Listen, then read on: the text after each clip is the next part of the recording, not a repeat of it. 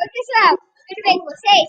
Hoje eu vou gravar esse vídeo porque eu vou contar uma história de quando eu era pequenininho, eu 4 anos. Então, é assim, a história começa com eu em casa jogando no celular. Aí minha mãe falou assim, para esse bicho aqui. Aí minha mãe perguntou se eu queria.